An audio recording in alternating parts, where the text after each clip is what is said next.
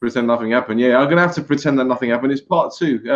So yeah, as we were saying, Emmanuel, I was about to ask you, is there a power shift in North London? Are Tottenham the top dogs now? Not. They're a long way off being a power shift. I think when it comes to a power shift, it's always a media agenda, in my opinion. It's something to stimulate conversation and debates, but really and truthfully, it's always down to what markers do you leave down. So, and that comes down to trophies, not just simply having a good season or finishing second. Because at the end of the day, as a United fan, whenever I look back to previous squads, you always ask the question: were they there for this Champions League win? Were they there for this title win? Spurs right now, all you just say is they were good when Harry Kane was there.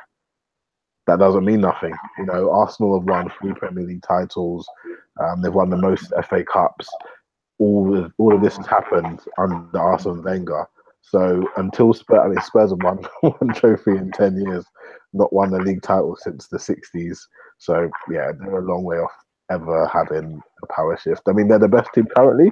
And to be honest, I mean, Spurs, like Stel has just said, that there is the whole phenomenon about being Spursy. So the fact that they actually have some cojones, should I say, that shows that they are actually coming a long way.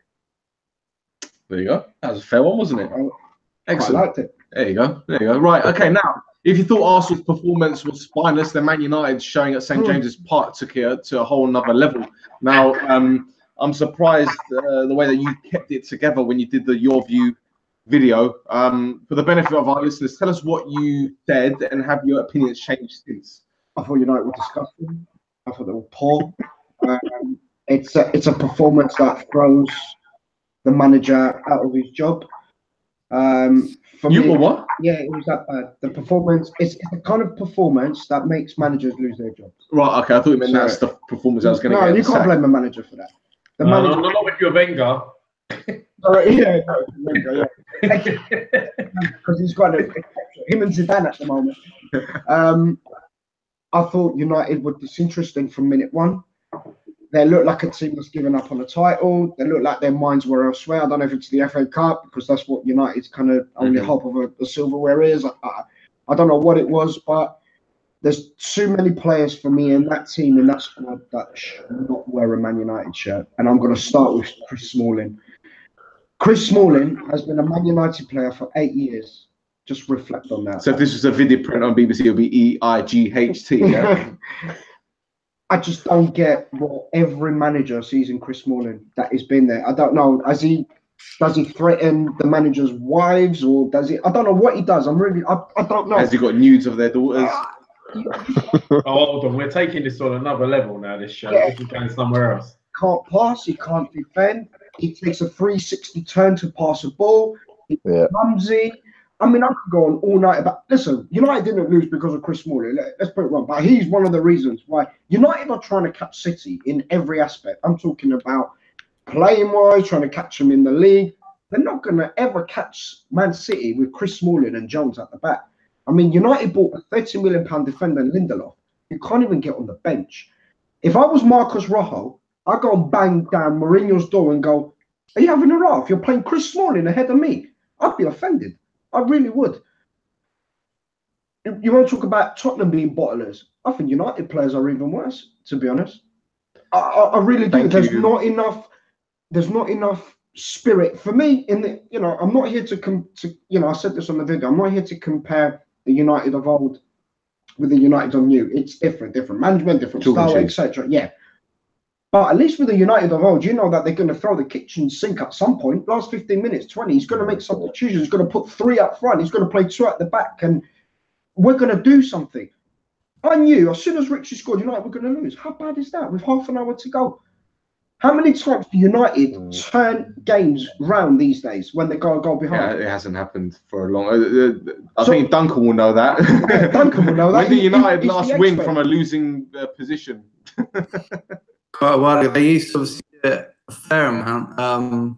Yeah, I mean, they had the record of never, the only team never to be 2 up and lose a game, but they managed that against Leicester, obviously, a few years ago. Yeah, I mean, they're just going through the motions, aren't they? But whether Mourinho's methods are a bit outmoded, or whether, you know, the City, the biggest ever gap, put it this way, the biggest ever gap any team's ever had at the end of a season was United, end of 1999-2000, 18 points. They were, towards the end of that season, they were 19 points ahead at one point. So that's the biggest ever gap ever seen in top flight football between first and second. You know, City could do that in the next couple of weeks and go even further. So it's all very well United fans kind of going, oh yeah, but we're second, and last year we didn't finish in the top four. But if you're second and you're closer to the bottom half, it's not really. I agree, totally agree. It's difficult times being United fan, and to be second for United fans to be saying it's difficult. It's a bit strange, really. Jan has ripped Chris Smalling to bits, and I've ripped him apart on social media, as of many others. But surely a lot of the blame should lie with the likes of Martial and Sanchez, who missed great opportunities with the game locked at 0-0. Oh, yeah, absolutely. I mean, there's no reason why for those two chances. For me, one of the things that really annoys me, and I think Yannick said it, that the players don't seem like they have their head in the game. Like when Martial ran through against Newcastle, I was just thinking, why don't you go across the keeper, lace his bottom corner? And for me, I think one of the things the reason why Martial is struggling at the moment is because he's now playing a new position, whereas the whole of January he was playing on the left-hand side. Sanchez, that 1 second of hesitation to get his body around the ball killed that opportunity. If he just takes a punt and tries to get his foot around that ball, the ball goes in. But he decided to wait, position his body, and then the player blocks it. You know, so these are the tiny margins. For me, I don't mind the fact that we could lose to Spurs away, or you could lose to City at home. Those defeats will always happen in a season. But Huddersfield away, Newcastle away, the players have not been at it against these are relegation teams. These are teams, if you're gonna, right now, United need to be, I think Gary Neville said it, they need to be preparing for the next season ahead. They need to have a title winning end to the season. So the last 10 or 13 games, they need to win 9 or 10 or 11 of those games to prepare them and to say, you know what, we can do this. Right now, they look like they've just said, you know what, we're not going to win it, so we might as well just be part of the rest of the top four. And it's just not acceptable, not for the money that United have spent and not for the caliber of manager that Jose Mourinho is. Do you know what? I'm just going to say this, right? I'm going to go back to what you said about players being bottlers, right? Anthony Martial. Do you remember the Huddersfield game when United lost 2-0? Oh, when Swift kicked in the right back. Second minute, he gets a kick. He doesn't play for the rest of the game. Yeah. Against Newcastle this weekend, he got a thumb to the eye and he went rolling down. It felt like a sack of spuds, like Emil Heskey threw on goal, right? And I just knew then that it wasn't going to be United's day. That chance that he missed, 1-on-1 with a goalkeeper. People talking about Anthony Martial supposedly having this potentially world-class player in United's midst. 1-on-1 with the keeper, you're putting that chance away if you're a world-class player. Right? Got to bear it. I'm sorry. That's it for me, right? Players like him, I've got no time for. I'm sorry. That's just the way I see it. I know a lot of people will be ripping into me about this, but I've said it time and time again about him, right? I don't understand the hype. Take the pace away from him. What do you have? Tell me, what do you have? And he isn't really that quick anyway. But Duncan, let's not take anything away from Newcastle. I mean, they fully deserved their win, didn't they? Yeah, I mean, I did last week looking at all the teams in relegation trouble, and Newcastle's big problem this season. They've actually been one of the better teams in the bottom half against other teams in the bottom half, but when they've played the big clubs, they've struggled. So this was a big win in more than one way. I mean, Mourinho's got a terrible record at St James's Park. He's never won a Premier League game there. It's like his bogey ground. So if they were going to do it, this was going to be the game. And I think it's obviously a huge win in terms of the bottom half, but also, a lot of people younger than a certain age won't remember, this Newcastle Man United used to be the biggest game in the Premier League season in the mid-90s. It was the game that everything built up to all season. And it's kind of, you think we were talking earlier about who's on top about Arsenal and Tottenham, but, Newcastle were the second biggest team at one point. And if you get it wrong off the pitch, it's look at Leeds as well. It's not impossible to just fall completely off the pace. They still got amazing fans and very loyal fans, but I hope they stay up because they deserve to, really. You got to credit Benitez because he's basically working on a shoestring budget. He's got a chairman that is reluctant to put his hand in his pockets. I mean, I remember when Mike Ashley came out in a press conference at the end of the game. Was it when they stayed up? Or didn't they play West Ham on the final game of the season a few seasons ago? When they stayed up. When they stayed up. Yeah. And he came out in front of everyone. He said, right, I'm going to put my hands in my pocket. And what did he do? He did nothing. Absolutely nothing. He got relegated the following season.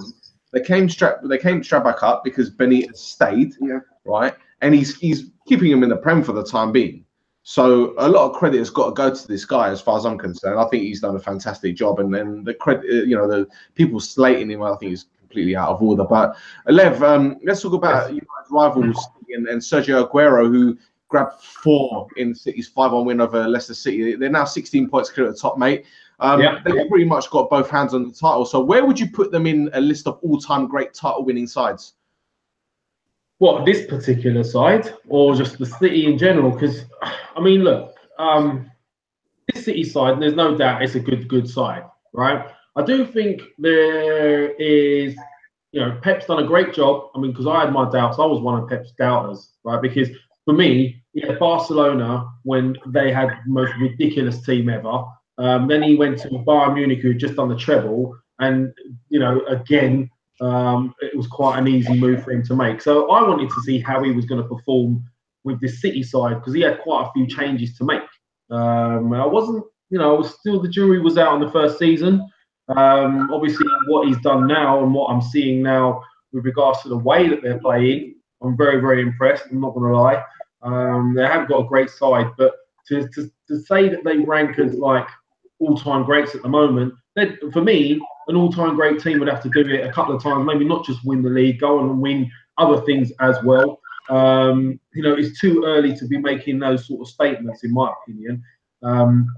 But is there potential for them to push on? Let's see how they do in the Champions League. Let's see what they do next season, because let's face it, everyone's going to strengthen next season. Then you also got to look at the fact that the likes of Chelsea had a bit of an up and down season this season. There is a bit of a transition. Man United, a bit of a transition. Then you've got the likes of your Liverpool. They've only just had Klopp recently, sort of trying to embed his philosophy into Liverpool, and it's starting to come into fruition.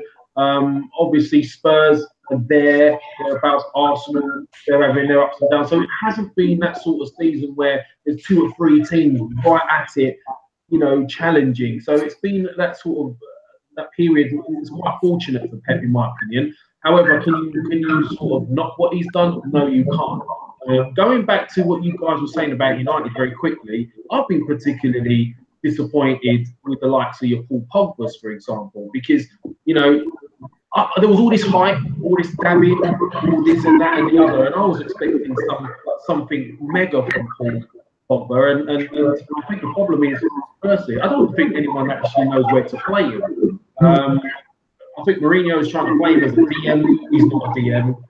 You've got Matic as a DM. So what is Paul Pogba's position right now? Where do you play him? I think he's further forward as a player, but he's not being played there. So, and finally, we call us Arsenal fans whingers. You guys are second, and I haven't heard anything but whinging from you for half an hour. The 2-11, but at the end of the day, Man City totally deserve it right now. Can't knock it, but an all-time winning side, great side, too early to say. Can I just add what? Go on. Pogba is best suited in a 3 midfield playing on the left of a 3. Why? Why? Because he had a good game against Everton. Why? Because he did that against Serie A with Juventus, who were the only team to win. Why? I don't understand this whole notion that Paul Pogba can only play on the left side of a 3-man midfield. This is a guy that has got so much in his locker. He's big, he's strong. I didn't say he can only play there. His best position is there. No, it's not. It's not. I'm sorry. This has got to stop. It's got to stop somewhere. You know why? You don't want us to leave you to it. It's got to stop somewhere. His best position is there because he's got 2. Starting something here, Duncan.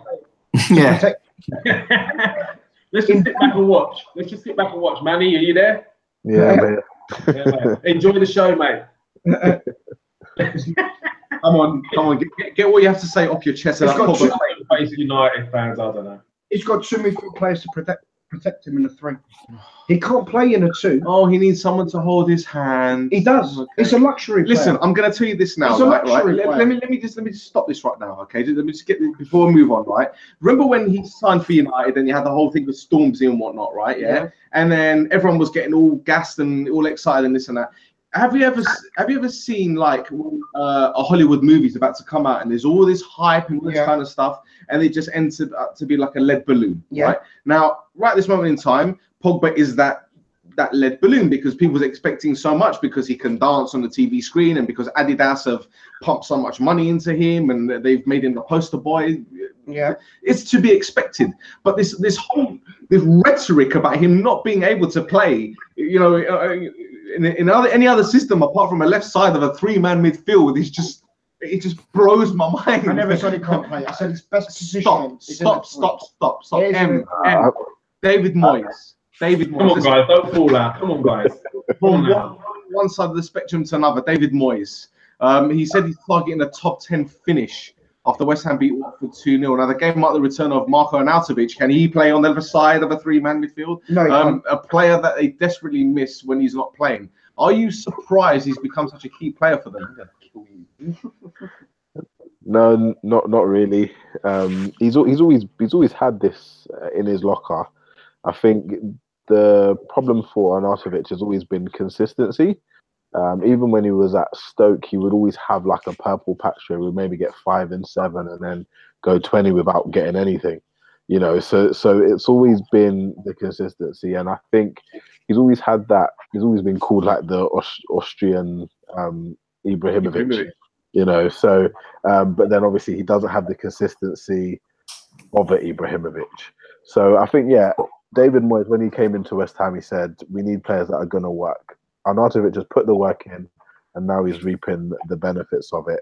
And I also think as well, David Moyes, obviously, he's saying that he wants to target a top 10 finish. I've looked at their points, and I think they're currently on 30 points. And if you look at that, I think there's 11 games left before the end of the season. If they can get 2 more wins, definitely a top 10 finish is on. But I still think they are still in a relegation scrap. I don't think that he should be kind of counting his chickens before the end of the season. Yeah, no, I agree, man. And Duncan Allardyce said Everton are finally getting it right after beating Palace 3-1, although I can't actually help but wonder if Big Sam is actually getting ahead of himself. I mean, at least they're 9th, not 19th. Yeah, it's a bit weird at the moment because he basically, if Everton win, he's like, everything's fine, and then they'll lose and he'll just throw everyone under the bus. I mean, obviously, they lost heavily at Spurs, they lost heavily at Arsenal, and both times he kind of just held his hands up after the game and went, well, they didn't do what I asked them to do. It's a bit strange. It's a bit of a strange approach, really. It's not. It doesn't strike me as an approach that is based around longevity. You can't see him being there for 2 or 3 seasons. Obviously, he was brought in to stop them from going down, which is more than likely. But given their squad and given their outlay on transfers recently, they should be. They were hoping to be top 6, not scrap at the bottom. So, yeah, I mean, we're fine. But I don't think many Everton fans are super inspired by what they're saying.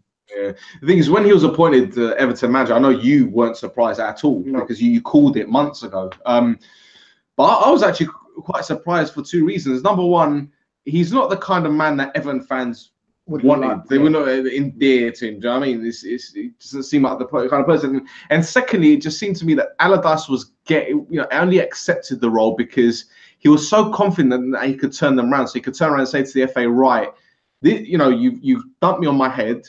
I've come back into management. This is what I can do.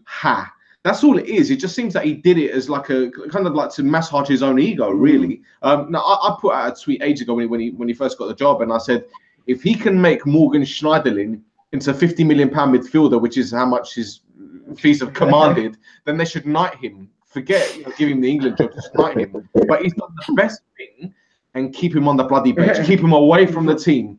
Absolute plodder. I'm sorry. The Everton fans booed him, didn't they? Schneiderlin was about to come on the other day. Yeah. To be fair to Allardyce, Everton are an example of a team who've changed manager quite a lot recently, and they've changed styles of manager. So each manager's brought in players that suits their way of playing, and Allardyce is basically he's already kind of said that Rooney and Sigurdsson can't play together, and now he seems to be giving up on both of them. So it's all very well having this expensive squad, but if none of the players suit your style of football, he doesn't seem that convinced by Cenk Tosun, even though he signed him on, his watch. Walcott, you'd imagine, will suit the way Allardyce plays a bit more, but it's just that squad and the wage bill must be pretty hefty for not much return. Yeah, the thing is, he said that Sigurdsson and Rooney can't play together. Can Rooney actually play anymore? Well, yeah. I mean, no one saw Rooney getting 10 goals this season, but they've dried up. He looked like he was sort of preparing on Monday Night Football. He was very good the other week, but he looked like he was sort of preparing for a post-playing career already. Yeah, the whole move smacked of, this is my final swan song. This is my final big contract. The club that I support, this and that. It's like when you see the Argentinian players going back to play for Independiente or Racing club. It's just that kind of thing. But let's talk about another team that's in a bit of a muddle, shall we say? Even though they're three or 4 points away from United, and that's Chelsea. They warmed up for the encounter against United next week. They absolutely trounced West Brom. It was easy, wasn't it?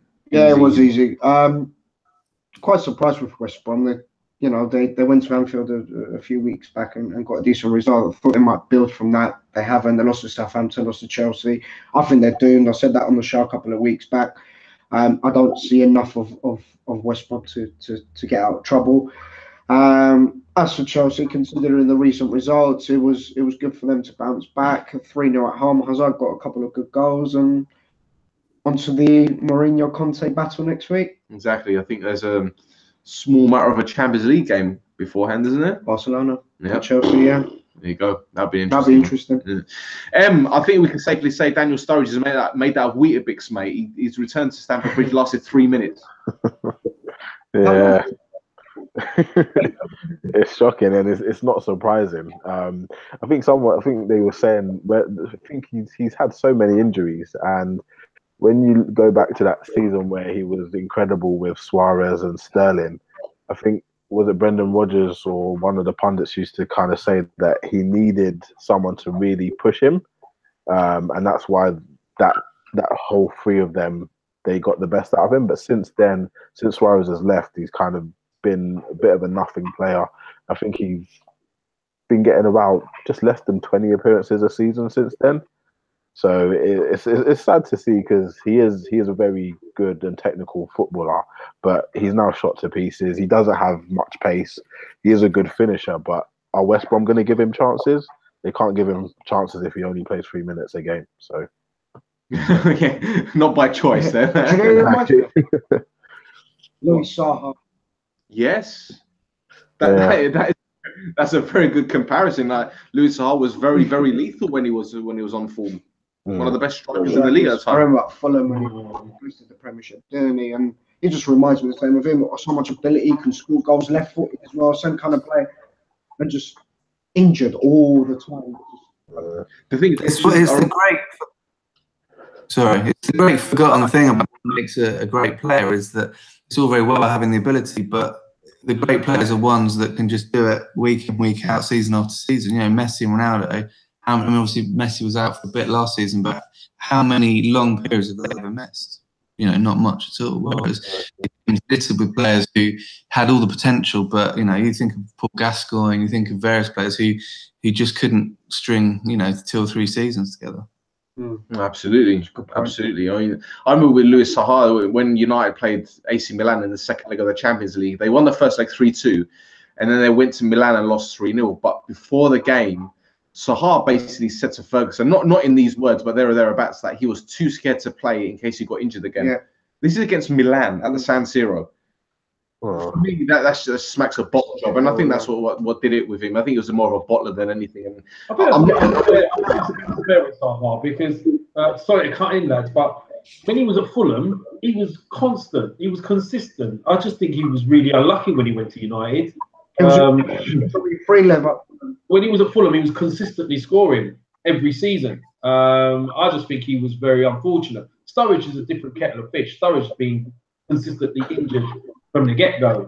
I mean, but like, yeah, I mean, you've mentioned, like Duncan mentioned, with regards to players being available all the time. I mean, you could say the same thing about the likes of Jack Wilshere, for example, who undoubtedly, for me, is potentially the best England midfielder we have, but constantly injured. Fingers crossed he stays fit this season. But yeah, I mean, Sturridge is a different kettle of fish. I think maybe there's something more serious underlying there, and I don't know if he's going to come back ever to the sort of potential that he had prior. So it could be on his way out, really. Yeah. Unfortunately or fortunately, whichever way you want to see it, we don't know what happens behind closed doors. I mean, Kieran Dyer's book has recently come out. I don't know if you've read it or seen it, Duncan. He's been serialized by the Daily Mail, and he basically said that he was abused as a child by one of his uncles, and that probably was one of the reasons why he kind of went off the rails later on in his career and whatnot. No, I'm not suggesting anything like that has happened to Daniel Sturridge, but in the background, you don't know if he might be suffering from depression or something like that. I said, I'm just speculating. I'm not saying that it's actually happening, but you never know, because a player like him, he was on form, he was on fire that season when Liverpool almost won the league. I think between him and Suarez, they scored just over 50 goals, which is phenomenal. Well, look at the clubs he's played for as well. Chelsea, City. Look, he's not played for small clubs, has he? So there's always been potential and ability. He scored in World Cups. He scored in European Championships. Yeah. Well, if all else fails, still, you might have helped him get a sponsorship with Weetabix. You never know. You won't turn up. Oh. All right, let's move on to other news. And Super Mario Balotelli was booked for complaining to the referee about being a victim of racist chants by Dijon fans in his side's 3-2 loss. Now, gents, I personally can't understand why this referee didn't halt the game until the racist chants were dealt with by stewards and police. Now, giving Balotelli a yellow card is an absolute joke. What do you make of this? Encourages people to be racist. That's what if the referee is going to be in charge of a game where they've got authority now to stop the game or call it off if racist chants are there, but he books the player who's getting abused, you're just encouraging it to carry on and happen, don't you?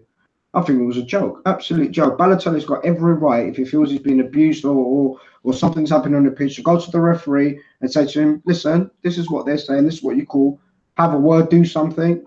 What does he do? He books Balotelli. Ridiculous, absolutely. But it seems that the French referees are not covering themselves in glory these days, are they? You've got one that kicks the player, gets banned for 6 months. Oh, I love it. Yeah. Then you've got Balotelli complaining about racism, and he gets put. I mean, what are we going to see next week? I've watched that footage about 8 times. I'm not gonna lie. I couldn't believe it when I saw it. I know. Yeah, just going back to the Mario Balotelli incident. I don't understand exactly what giving him a yellow card actually achieves in the context of the game. Now, obviously, we don't know what was said, but why is that an appropriate decision for the referee to hand him out a yellow card? And the referee has been completely insensitive, not understood the situation, just thought, you know what, I'm just gonna, give him a yellow card, and it just smacks. It's just disbelief, because, I know obviously in England we are I think we're quite good in terms of handling racist abuse, homophobic abuse, but in France, in Italy, and Spain, it seems to be a consistent problem. Even when you see a lot of the national team games, sometimes there is racist chants in there, and UEFA and other football associations haven't done enough to take it out of the game. Well, can I just say something still? Yeah, go on. I think a lot of this is down to money, because the show must go on in a sense. So it's a bit inconvenient to halt games when people have forked out a lot of money. Maybe TVs are showing the game live. I mean, and if we want to look at it in a lot more detail, where's the World Cup being held? And where is a lot of trouble, like racism-wise, in Russia and places like that? They've been awarded the World Cup. So, I mean, at the end of the day, you can look at it however way you want, but unfortunately, I think a lot of it is down to money, television, and all of that, putting pressure on for the show to go on. But 100% agree with you guys. I mean, racism, there's no room for it in the game. But unfortunately, a lot of clubs and a lot of countries are getting away with it for that very reason. Do you know what? This is my interpretation of what's happened. And again, I'm just merely speculating. How many times have you been on a night out with your mates and you've gone to a pub or something and there's been a bit of a altercation between a couple of people and the police are called and then the police are dealing with it the best way they can, and someone says to the copper, officer, I'm not telling you how to do your job, and then the officer goes, well, stop telling me how to do my job. This is basically what's happened. Balotelli has said to the referee, ref, are you going to do something about this? I don't mean to tell you how to do your job, and the referee said, well, don't tell me how to do my job. Yeah, yellow card. That is what has effectively happened, because Balotelli's told the referee what he's supposed to do, given his views and opinions and how he feels about it. Perish the thought that Balotelli has, some kind of feelings towards being racially abused, and the referee just didn't like it because that's or just. Did he bottle it? Did the ref bottle it? No, it takes a lot of bottle to cancel a game and say, or to put a stop to things and say, and try to put a halt to it there and then. I think it takes a lot of bottle to do that. It was Lille against Dijon. We're not talking about a Champions League final here. Now you're being now you're slating the French league. Thing is that I get what you're saying. He's got authority to stop the game. Yeah. They'll go to like the fourth official or the stadium announcer, and he'll put an announcement to say stop or whatever. Otherwise, the game will be halted. We'll lose the game, etc. And that's where either they'll stop or they'll carry on.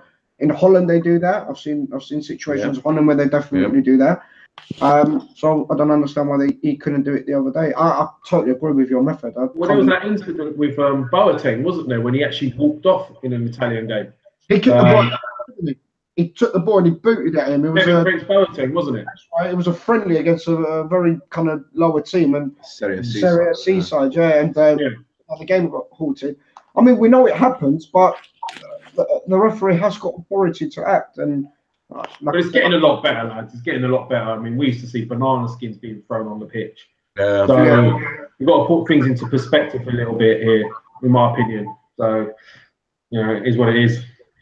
Duncan, what was your initial reaction when you heard this? Because, if I know you as well as I know you, you probably would have shaken your head and you'd been like, why is this not a surprise? Yeah, I mean, I think, like people have said,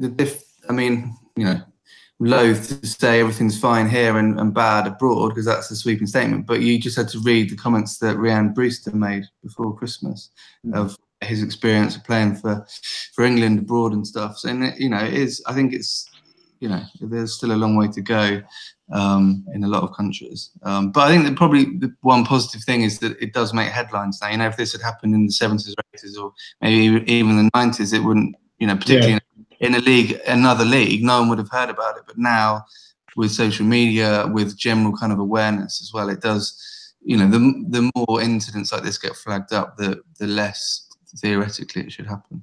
Well, let's just hope this gets sorted out and the referee gets reprimanded, because it's absolutely shocking how he dealt with the situation. And let's hope the French FA do something about it, or they even get a slap on the wrist. But anyway, let's move on. And just because Yannickis hates this system, we've introduced a new segment called No VAR, No Party.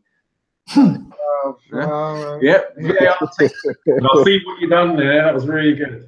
Yeah, thank you very much. Now, VAR has taken center stage again as this beautiful technological advance caused a 3-minute delay. Yes, 3 minutes in the Fiorentina-Juventus game. Now, an 18-minute penalty was awarded to Fiorentina for handball by Chiellini, but referee Marco Guida reversed the decision, awarding Juventus a free kick for offside. Another correct decision. Before I ask Duncan and Lev their question, because I'm not going to ask you. No, don't ask me. What I do want to ask you is that how frustrating must this be for Serie A fans? For years, they've been saying, Juventus get all the decisions from the referees. The referees are wearing black and white shirts. They're old lady fans. They're getting all decisions, and now VAR is actually giving them the decisions. True. I'm not going to bore you with the VAR. You can ask the guys because you know my opinion. No Vardy, no party. Duncan, what's your view on VAR, and is it too soon to introduce in the Premier League, given other leagues are still having teething problems? I think I would really like it because I'm all about numbers and accuracy and all that stuff, but it does seem in position in the game. I mean, obviously this as referees get more used to it, then it should speed up a bit. But yeah, I mean, I'm really. And also, one of the good is that things even out over time. You'll get a bad decision, but then you'll get a good decision, and that's what people talk about. If you kind of give any kind of margin of error in the game, then it becomes unpredictable. So yeah, let's still have random events. Yeah, fair enough. Lev, I take it you use London Underground. Yeah, sometimes. Yeah. So, when you hear people saying, oh, we get all these delays on the Piccadilly line or the Hammersmith and City line, it doesn't happen in Europe. And then there's the old adage where it's like, well, the Europeans learned from London's mistakes. Well, perhaps the Premier League are going to learn from Serie A's mistakes or the Bundesliga's mistakes. Do you think that, we're bringing it in at the right time, or perhaps maybe we should have waited maybe a couple more years to see if there's going to be any technological advances to actually, I don't know, lessen the time it takes for a referee to look at decision? I don't know, guys, because isn't the whole point of technological advancements to improve situations? Now, I get what you're saying. People are arguing that maybe it will slow things down and maybe it adds to the excitement in the sense of, random events happening and maybe a bit of controversy. But at the same time, with the amount of money that's being ploughed into the game now and the amount, the importance of certain decisions that could have sort of implications on teams either going down or going up, or winning Champions Leagues, or all that sort of stuff. I mean, I think personally, it's inevitable that it's got to be introduced. Why should it hold up the game too long? I mean, you get players diving and rolling around the floor for 3 or 4 minutes, getting the magic sponge and bucket come on, and that's all right. So I would rather someone delay the game for a minute or two to get the decision right, rather than some guy rolling around because someone's on his foot and all that sort of thing. And on top of that, I mean, you could look at certain decisions that have happened over the years that, were mega. I mean, Henry's handball when knocked Ireland out, that affected an entire nation. And then obviously you had that crazy goal that should have been a goal when Man United against Spurs, it was about that much over the line, and no one said anything. That's goal line technology. Yeah, I know, but technology in general, it should, in my opinion, it should be used. Rugby use it, no problem. Why can't we use it? That's my opinion, though, and I'm sure it will speed up over time. But if you don't introduce it now, as technology advances and improves, you won't be able to keep pushing it and improving it that bit more. So I don't know. I mean, that's my opinion, but everyone's opinion is different. Mm-hmm. This guy here is itching to say something, but you're not going to say anything because it's... Oh, yeah, he say something. No. Listen to other shows. Say something. Do it. No, he goes on too much. I'll keep you guys all night. It's VAR and Pogba on the left-hand side. That's all it is with him. The only thing I'm going to say, I absolutely hate it. That's all I'm going to say. Thanks for that, mate. Cheers. Insightful. Right, let's move on to a couple of somber stories. First of all, the untimely death of former Celtic and Man United midfielder Liam Miller. It hit the headlines on Friday. The 36-year-old had been battling cancer for a while, and something that was actually brought to my attention in November via contact on LinkedIn. Rod isn't here to say anything about Liam Miller. We know Neil Collins, who's at Tampa Bay Rowdies, a good friend of his, Richie Ryan as well. So what do you remember Liam Miller? Because as far as I'm aware, he was a well-liked person. He kept himself to himself. I remember when he signed for United from Celtic, and it was a buzz, wasn't it? Yeah, I mean, a lot was said about this talented youngster. Celtic, yeah, didn't work out for him. But what did you remember about Liam Miller as a footballer? it was gifted. It just didn't do it at United. Maybe the United was a little bit too big for him, or a little bit too soon. But I remember at Celtic, it was phenomenal. He had a decent spell at Sunderland as well. He went to Australia, which it did okay. He was a good player, Liam Miller. He seemed very quiet. The reading from what ex-players have said, he seemed very likable. And didn't Roy Keane sign him at Sunderland? Sunderland, yeah. So that says it all. If Keane must have saw something in Liam. I just think it's a tragedy. A guy of 36, 36-year-old to go so soon. It's tragedy, really. So, our thoughts are with his family and friends, of course, at this time. Absolutely. Another thing I wanted to mention quickly, Barry Bennell, he got done, didn't he? Went to court, got done. There you go. That's what happens. I'm not going to say what they should do to him when he's in prison, but I'm glad because I'm an advocate for a safe association. The likes of Paul Stewart, David White, Derek Bell, Ian Ackley. They're good friends of mine, good friends of the show. We were up there in Manchester with the press conference when they started the charity, the Offside Trust with Steve Waters, and I think it's a big weight off people's shoulders that the guy's going to be convicted. I don't know how long he's going to get. Throw away the key as far as I'm concerned and do worse to him. But that's for something else. I'm going to try and maintain my professionalism here because it's something that really, it's really got to me. Yeah, you could say that. But that's the bit of good news I could say. But let's end the show on a funny note because we got to end the show on a good note. And fans of Brazilian club Portuguesa, they took Pizzagate to a whole new level following their side's 3-0 loss against Oeste. Now, a pizza boy was actually on his way to deliver Portuguesa's players their post-match meal. That was until he was stopped by fans who actually paid for the pizzas and ate them. Some fans actually took photos of themselves eating and told reporters that the players didn't deserve to eat. Just to add further comedy value, Portuguesa, they filed an official police complaint with the Sao Paulo courts. They filed the complaint against their fans who bought pizzas. They hijacked the pizza van. Oh God! Can I tell a story? Tell me a story. Come on, is it about your Sunday league? No, it's not. Is it anything to do with Pogba on the left-hand side, or is it?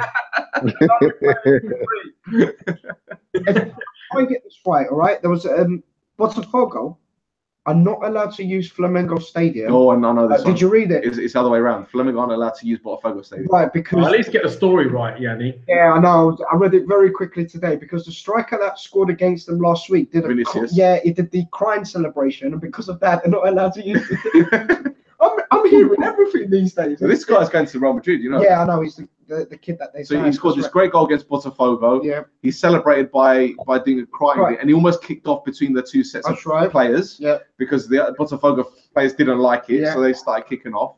And now Flamengo can't use their stadium for whatever reason. I don't know why they need to use it, but they're just not letting them because of that player doing that. Yeah. Brilliant. Can you imagine if in the 50s when Old Trafford was bombed, United said to City, "Listen, we need to use Main Road to play our games." They're like, "No, sorry, because you pretended to make a cry." Oh, come on, it's ridiculous. But, hey, it was funny. It was. See, we've ended it on a light note. There you go. Right, gents, that's it for our show. Sorry for the technical difficulties earlier. Appreciate your time and your patience. Before I let you go, do you want to give our listeners your Twitter handles and ways to get in contact?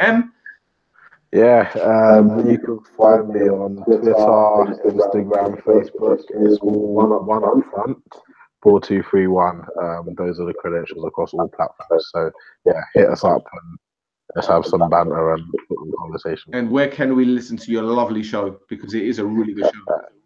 You can find the podcast on SoundCloud, iTunes, and also Acast. And we're trying to get on Spotify, but I don't know how to do that just yet. So, Spotify is a very long-winded process, my friend. Don't worry about it. It took us a while. Lev, what's yours, mate? You can catch me on @Lavanja or Shoot the Defence, obviously, every now and then, or Shoot Your Wi-Fi still. Yeah, I mean, look, the more people want to have a bit of footy banter, the better. And I'll certainly be listening in on anything that Duncan does with his dulcet tones. I suggested he should do some sort of massage therapy type videos, or some sort of MP3s with these sort of dulcet tones. I like them, so I'll be listening in on him as well, mate. Duncan, he's putting you right on the market, isn't he? He's a big fan. I was relaxing whilst listening to him. It was like an. I've never thought of massage videos as a career, but there we go. Could be a neat action. And meditation as well. Meditation will work too. Meditation. Yeah. Whale sounds. I could do some good whale sounds. A massage with stats. Get me. Yeah. 80s drive-through radio show as well. Yeah, to power, as I said, would be a good shout. So. Yeah. See, never a dull moment with this show. Isn't. Duncan, thank you very much. Appreciate your time, buddy. Thank you. Do you want to give our listeners your Twitter handle? Yeah. You can get me at Oily Sailor. Excellent. And before I let you go, man, just say thanks again for the stats you gave us with Giroud the other week, because I actually asked Duncan before Giroud left Arsenal. I was like, well, how many times has he come off the bench to save points for Arsenal? And he was like, bang, within like 5 minutes. Wow, this guy's a... Down, you start live again. Drive through with Duncan on the 80s show. Leave him alone. Right, guys, we're still here. We're still somehow broadcasting. For those of you still listening, we're on Twitter at Shoot the Defense. We have a Facebook group page. Feel free to join. As I said, we're on Twitter at Shoot the Defense. And if you'd like to contribute to the Your View section, which Yannikis and Lev have done, feel free to fire us some videos and we'll put them on our group page. It's actually going really well at the moment. So yeah, that's it. Until next time, take care. See ya.